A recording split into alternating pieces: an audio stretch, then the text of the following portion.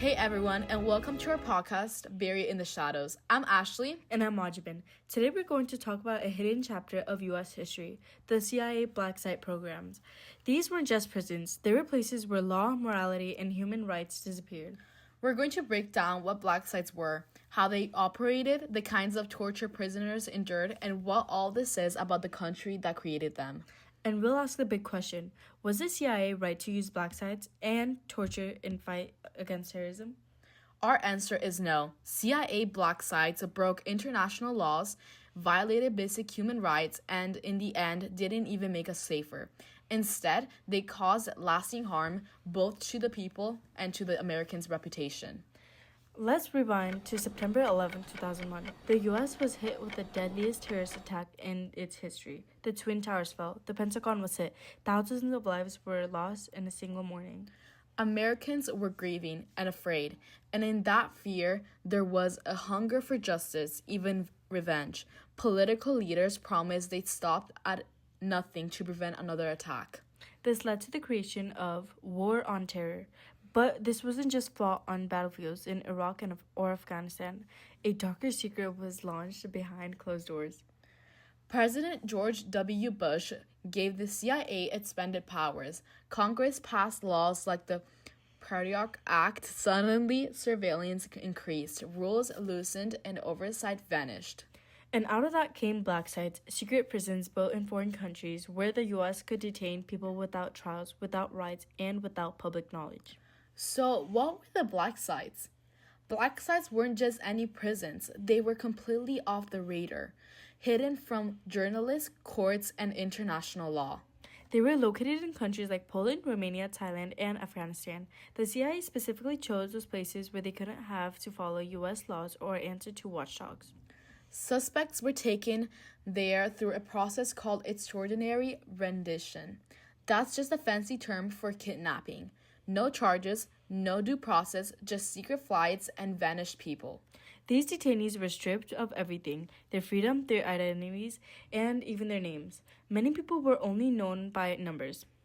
And many had nothing to do with terrorism. Some were arrested based on false tips or a mistaken identity. They were swept into a system they were innocent and didn't matter. So, who was involved? The Black Site programs wasn't the work of the rogue agents. It was designed and approved by the highest levels of the U.S. government. President Bush signed off on it. CIA Director George Tenet oversaw it. The Justice Department helped justify it, and medical professionals helped carry it out. Yes, doctors, psychologists, and nurses were involved, but not to heal. They measured the pain. They monitored stress levels. They advised on how far interrogations could go on longer without breaking someone physically. George Annas wrote in the New England Journal of Medical that, quote, medical professionals enabled their cruelty by helping it continue, end of quote. In source 1, we can see that this wasn't just policy, it was science used to harm. And then there were lawyers. They wrote memos that redefined torture so it didn't legally count as torture. They called it enhanced interrogation, but changing the label didn't change it in reality. This was calculated systems of cruelty, approved, founded, and carried out by people who knew exactly what they were doing. So, inside the black sites, let's talk about what actually happened inside these prisons. The CIA used methods that they were claimed would make prisoners talk. They called them enhanced interrogation techniques. But let's be clear, these were acts of torture. Some of the methods that were used were waterboarding, which simulates drowning, sleep deprivation for up to 180 hours, stress positions where prisoners were forced to stand or kneel painfully for hours, confinement in boxes, sometimes with insects, beating, slappings, wall slamming, and forced nudity. One of the most well-known victims was Abu Zubaydah. He was waterboarded 83 times, and he was confined in a box the size of a coffin. According to the Senate intelligence report, Zayuda Abu lost his ability to speak. He began sobbing uncontrollably, shaking and begging to die. According to source 2, that's not interrogation, that's psychological collapse. Then there was Gul Raham. He died in a CIA black site in Afghanistan after being chained to a wall half naked. He froze to death, no one was ever held accountable for it. One prisoner said, "I forgot how to think. I forgot my name. I lost all hope." These were human beings reduced to silence, fear, and trauma.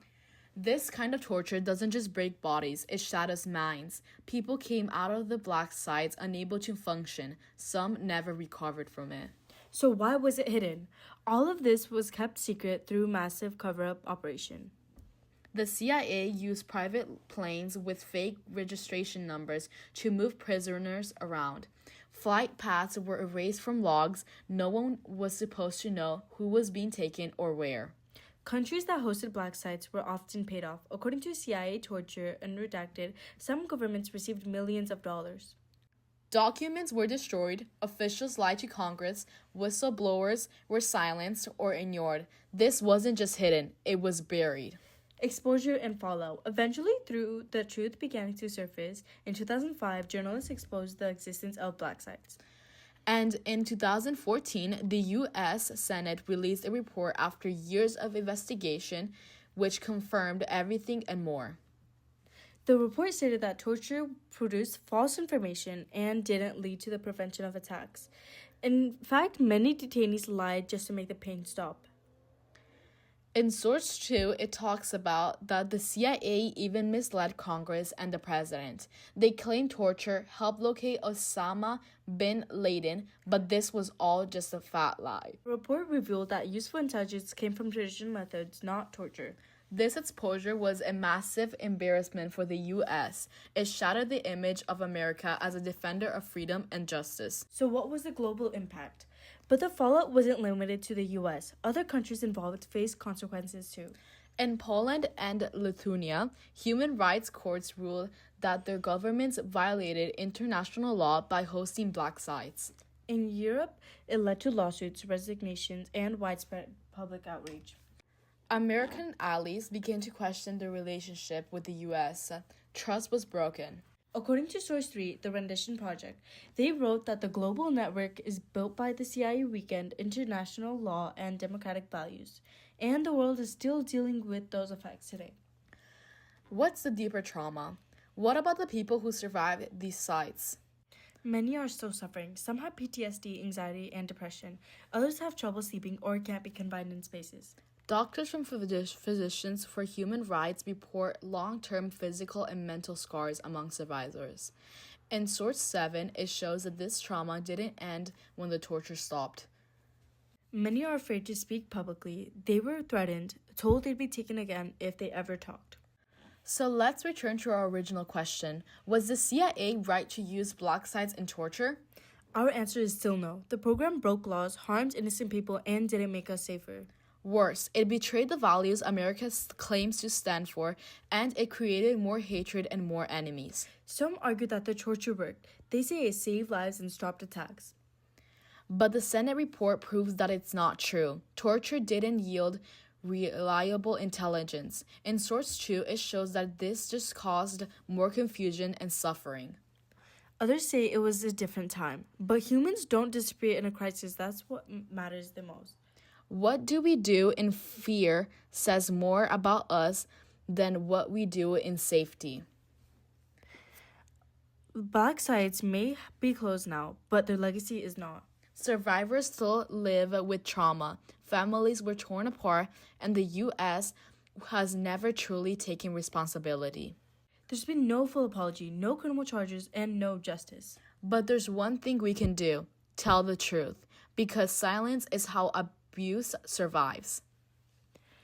And what's buried in the shadows always finds its way out in the light. Thanks for joining us on Buried in the Shadows. I'm Ashley. And I'm Wajibin. Stay informed, stay brave, and never stop asking questions.